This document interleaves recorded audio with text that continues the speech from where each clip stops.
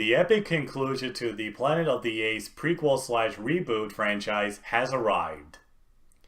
Caesar and his ape army struggle to find safety and tranquility from the last of humanity.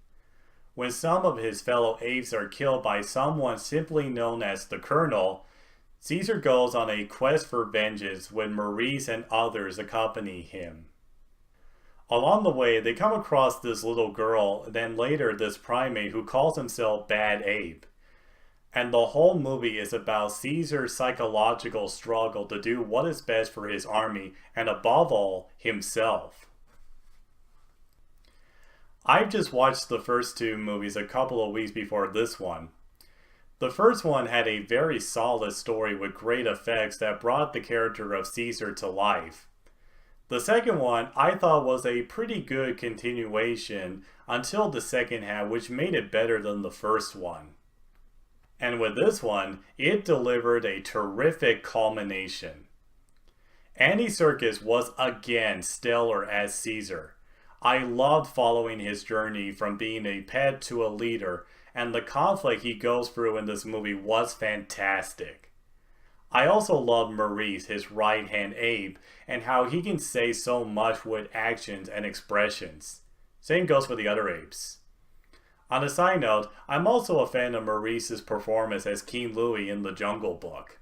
The effects, I just can't believe how they pulled it off. The apes looked like they were really there. Not once have I thought, these are CGI effects. No, they look totally real.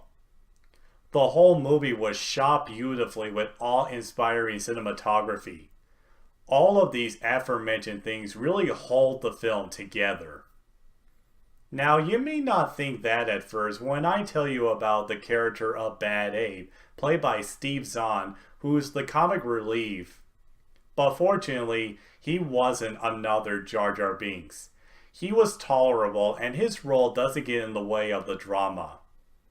It goes to show that sometimes you need some levity, and he was pretty adequate. I was enthralled by practically everything in this movie. The effects and the overall character arc of Caesar are meritorious. I just have one tiny issue, and that's we spend quite some time in the Colonel's base, which is also a prisoner of war camp for apes. But much like Wonder Woman with its slow pace and character building, it really pays off when we get to the action scenes. War for the Planet of the Apes is an emotionally satisfying outro to this franchise. The whole trilogy not only deserves a place in the Hall of Fame for film trilogies, but this movie alone deserves a place in the Hall of Fame for prequels, considering how much I have a soft spot for threequels. War for the Planet of the Apes gets my very strong approval.